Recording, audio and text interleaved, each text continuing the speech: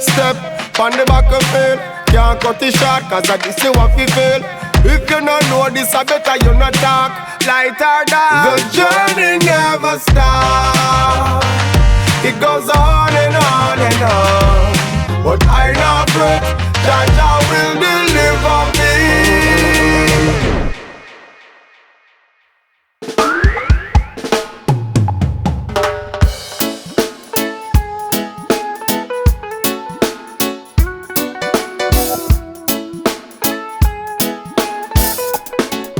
Next on our list we have Grafton recording studio and rehearsal facility owned by Mikey Bennett, and it's the favorite place for legendary musician and producer Dean Fraser to work on his records. The harder they come, you know.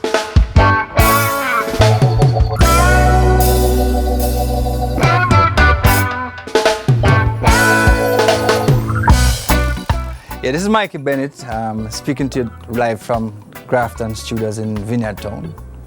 I've been in different sides of the business. I was a musician, I was a member of a group, turned producer. So we planned a space that was conducive to creativity. We tried to copy Tough Gang, because I worked at Tough Gang for about 2 years and liked the feel of the place. So even the lumber that we use here is a special kind of cypress. So we had to import that to get that kind of feel. And then you see the yard space now, we have like 4 or 5 little areas where people can chill and vibe. We have two rehearsal space, we have another studio. And one of the important things, we have a great chef, you know, really good chef. So it's a one-stop place and people come, and I guess maybe because it's part of a community.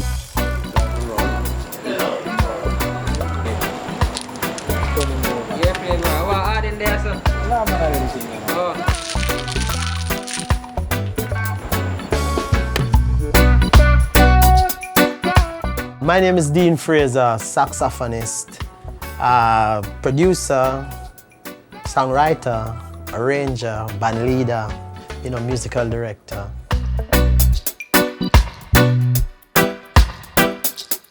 I want a vibe. I want to have good musicians playing, good musicians sharing their thoughts and their ability, their musical ability. You know, their feel, you know. I just love to, you know, play alongside musicians who are ready to like induce their talent, you know, just spread it all over the music.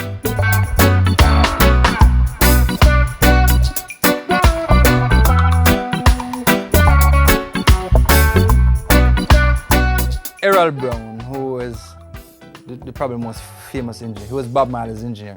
He was the engineer at Tough Gang. So between himself and the chief technical person at Tough Gang, was Chow, designed the studio. So I told him what the size I wanted. And so right there we see that black thing. These are what we call bass traps. Now the perfect bass trap is just a hole leading to nowhere. So right there are 2 holes. And so we were able to use a spectrum analyzer, come in here and keep adding fabric or material until we got a 0. In other words, it is as true as probably any other studio is, you know, for the size and the otherwise that we'd probably spend another $1 million to get what we got. But because we don't have to worry about disturbing anybody outside, we could just try. And this is something that this particular person wanted to experiment with all along, because he had worked it out that, you know, the best sound is outside. So this is as close to outside as we could get. For me, there is something in here at Grafton that is like nowhere else. I don't know. You know, I really, there is a cloud that just takes over when you come in here, especially early in the morning, relax and start to record. You know, it's as if the ideas are coming out of the walls. You know, so I really do enjoy working in here.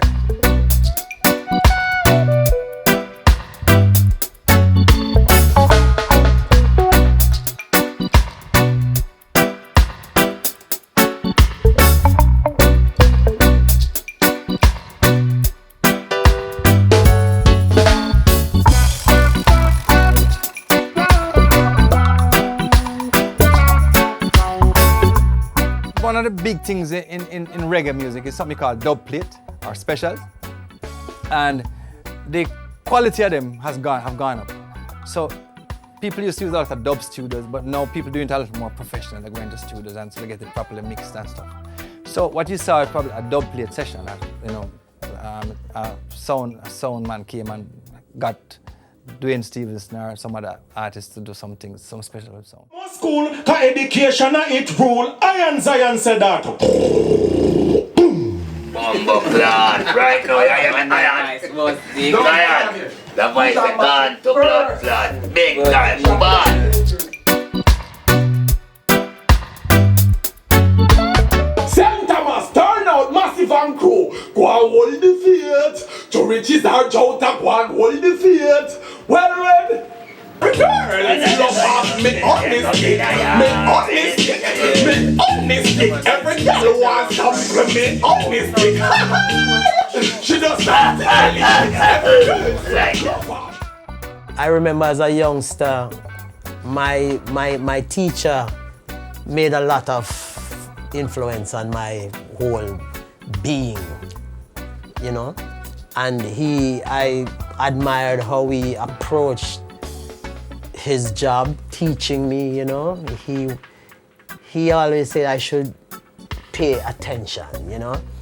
He says, the only thing you pay here is attention. And I said, good. And he tried to make me understand everything when it comes to being professional at music. And then he would introduce different musicians to me. He would introduce a person like the late, great Cedric Brooks, who would come and help me learn to play my clarinet. And then you have another great saxophonist called Glenn Costa from Zappo, David Madden and Glenn Costa. Well, Glenn Costa used to do same. And so, you know, as I grew, these people influenced me in different ways. And then I started to listen to some of the North American horn players like the Wilton Fiddlers from Jazz Crusaders, you know, and the Grover Washingtons and the David Sanborns, you know. So, you know, you pick up different influences at different times. But then, you know, one of my greatest influence was the great Tommy McCook, who I have admired and think is the greatest horn player ever.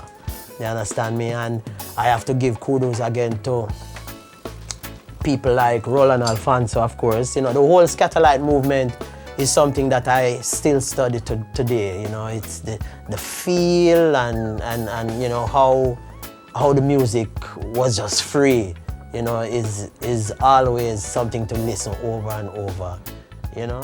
What else you have into the business in 10 years? I think youngsters, people are gonna go on the road because we're moving to a more performance type music business. So what we're gonna find is that people are gonna go on the road and try stuff and come back to studios to record them, as in the old days, you know, as in the days with the bands. And that is going to challenge everybody to recreate that live sound, because that is, I think, is the future of reggae.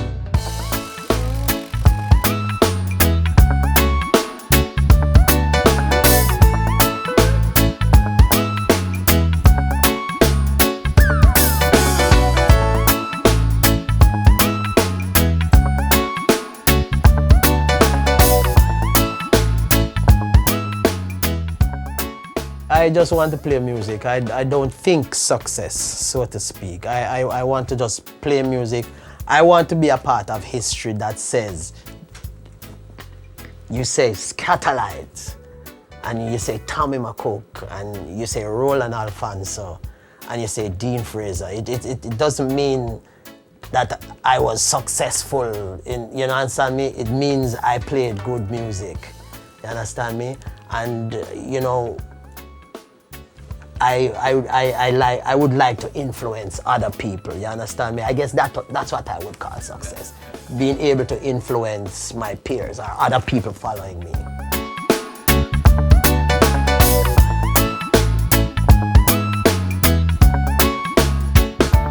It is like new slavery. It's where people sing what they feel and sing what's happening around them.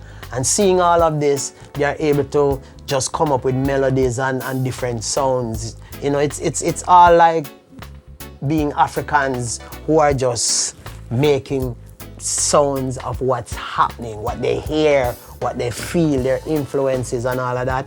And I think, you know, we just have all these talented youths just sit down and make melodies each day and all of that. And, you know, because not all of it is great, but if most of it gets good direction, then it really comes out good. So, you know, it's just like our runners, you know, this is just a country where the talent is just enormous, overwhelming, you know?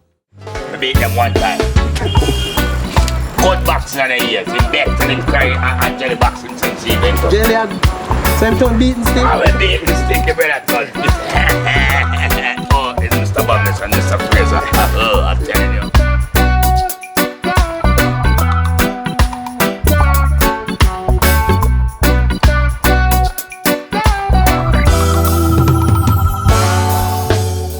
Back from a long day at Grafton Studios. We had a really nice talk with Mikey Bennett and Dean Fraser, and now we are very tired and we are going to bed. Stay tuned.